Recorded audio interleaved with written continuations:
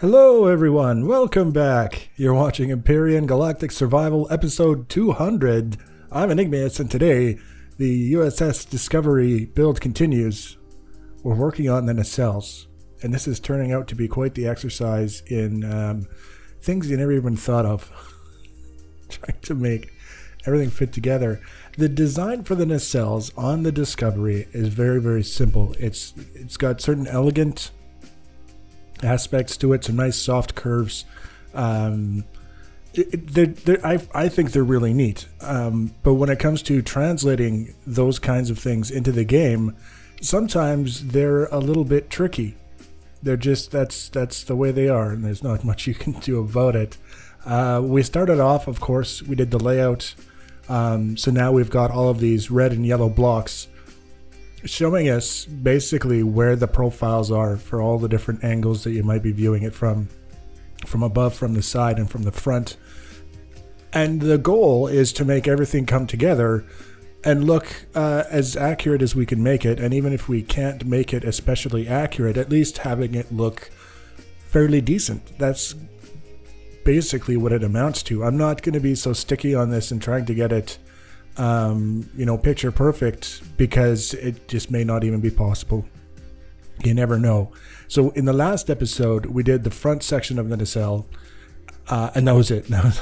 Just getting the front section into place was a challenge, just trying to make everything come together the way that we would like it to be. So now we're working on the main body of the nacelle, basically the sides and the top. The underside isn't going to be all that spectacular because we've got another structural element to put onto the underside when we get to that point. So right now my focus is just on the top and the sides and getting those looking as close to correct as I can. And you can see we're kind of going back and forth a little bit. One of my least favorite things to do is place a block and you miss, and you have to then remove it and go to the other side and remove and come back. I know if I was in creative mode I wouldn't have to, but I'm not, and that's just the way it is. So there's a certain amount of running back and forth, so to speak. But these blocks that I placed to help lay out the profile are turning out to be extremely useful. Not only because they're showing us basically where to go, but the decision to paint them so that they stand out as important blocks that we shouldn't be ignoring or confusing for being just another structural element. It's really handy, and this is going to be one of those things that I think is going to become a habit whenever and wherever possible, is to use these kinds of layouts and then paint the blocks so that we can keep track of the ones that we want to keep, regardless of what's working or not. So there's a little bit of a challenge here in the sense that we've got the front of the nacelle is a bit of a deviation from the profiles that we created, and we specifically tried to get those profiles as close to accurate as we possibly could. So now we have to try and move this back with the walls and the top, I guess the sides and the top of the nacelle, so that they join up with the rest of the profile that we have set up, and hopefully in a way that's pretty organic. It doesn't look forced or contrived or wrong. Just call a spade a spade. We don't want it to look wrong. And really the only way to do that is to mess around with it and kind of try a bunch of different things and see what we can come up with, which by itself is kind of fun. It's one of the things that I like most about doing designs. Even when we're just trying to duplicate something, we still have to try and figure out a way to make them fit. So we're getting things put in place, whenever we've got a soft curve, like a really soft, flowing, elegant kind of curve like we have all over the nacelles, I like to use the half blocks because you can get a layer of refinement that's not possible when you're doing things as full blocks.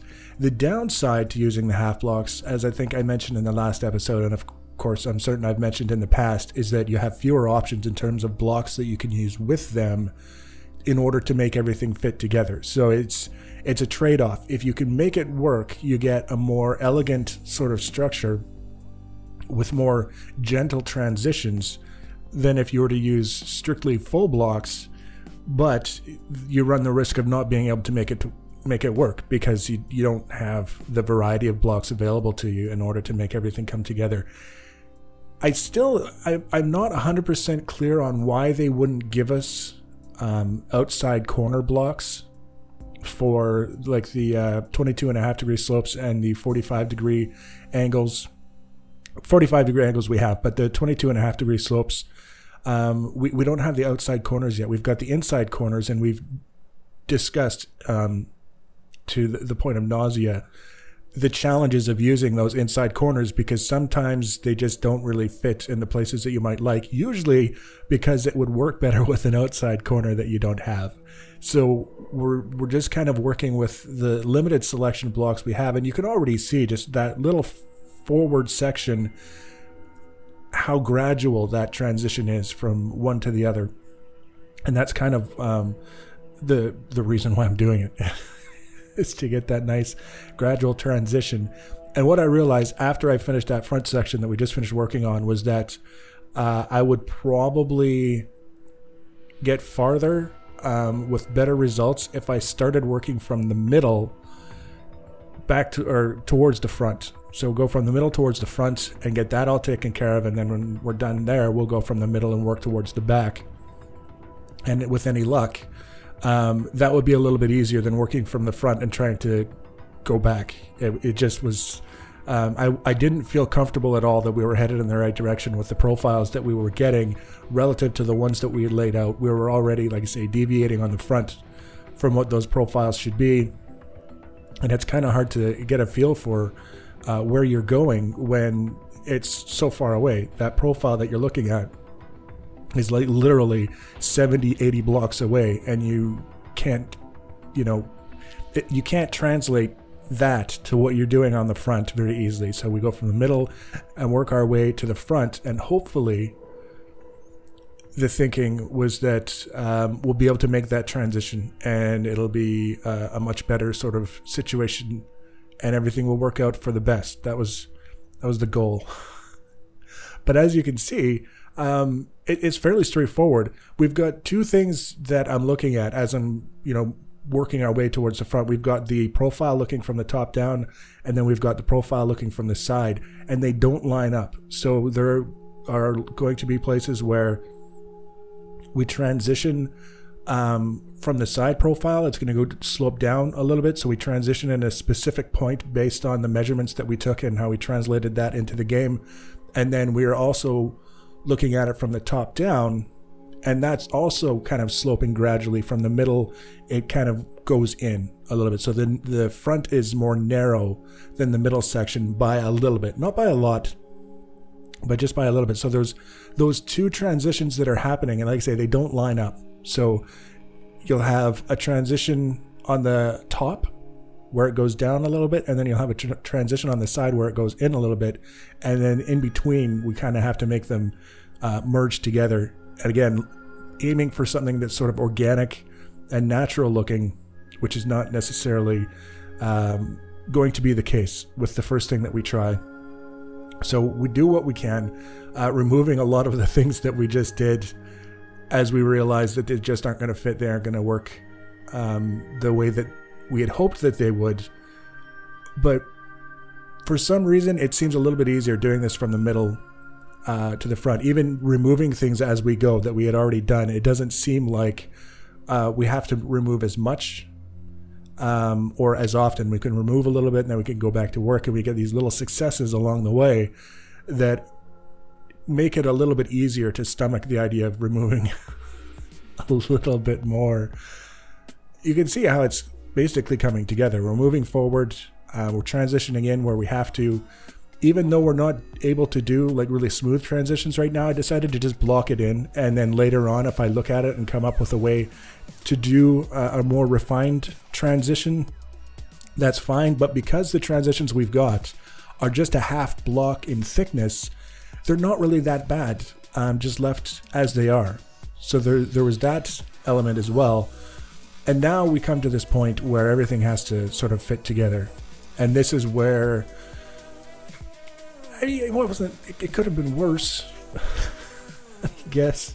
The thing that kind of caught me is that I realized just as I was putting in that sloped section that I just put in, that pointy sort of bit, is that if I'm not careful, all I'm going to hear about when I release this video is that it looks like a penis. I mean, if it looks like a penis, it looks like a penis. It's not intentional, but I'm never going to criticize someone for, you know, pointing out the obvious, something like that, and then everyone can have a little giggle if they want, and then life goes on. But in the grand scheme of things, there was never a point in the design of this ship where I felt that the ship, the process, the design, everything would be enriched by having something on the ship that looked like a penis. So we're experimenting at this point, seeing what we can do to make this transition work. In the end, nothing.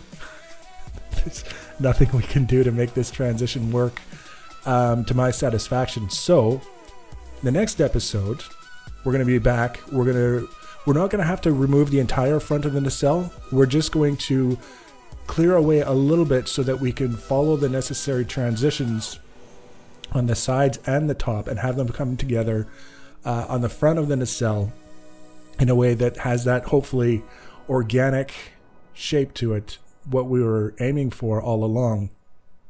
And if we can pull that off, we'll be in the clear, because like I say, all we really have left to do then is go from the middle towards the back. The back of the nacelle is a fairly straightforward profile. I don't expect much difficulty at all in making that work. After having done all this, the back is going to be pretty straightforward. And then we'll have the underside. We'll add that little extra bit on the underside. You see it on the image that we showed a couple episodes ago. But I wanted to leave it for last to make sure that it has that distinct look to it, as opposed to trying to do it all as part of the whole thing. I don't know if I'm being at all clear about how I'm describing this. It makes sense to me to do that as sort of an add-on once every other part of the nacelle is basically done, than it is to try and include it as part of the bottom in the first go as we kind of come to that point. So that's basically the nacelles roughed in within a couple of episodes. We have some refinements to do on the saucer section that have been part of the plan from the beginning. There are some details that I decided specifically to not worry about at the time that we were finishing it off, and just get on to the remainder of the ship and see what we could come up with in terms of the central section and all that other stuff. And then there's going to be a certain amount of effort put into refining the interior, and also putting in different decks and things like that. I don't know how far I'm going to go in terms of putting in individual rooms and all that other stuff, but I would like to have it in a position where people who are getting the blueprint and maybe want to refine it a little bit have the option to just start doing that pretty much right out of the gates without having to do a lot of prep work on the interior in order to make that all happen. So there's still a fair bit left to go, but I think we're well past the halfway point, which is good to know at this point, because we've been at this for a while. Episode 200 for Empyrion. Next episode, like I say, we're going to carry on as we were. We'll rework the front end to get that taken care of, and then go from there. If you want to be notified about the next and future episodes in this and other series, the easiest way to do that is to subscribe to my channel or follow me on social media. Links for social media are always in the information box below the video. Feel free to leave your comments and feedback. Thanks for watching, guys, and take care.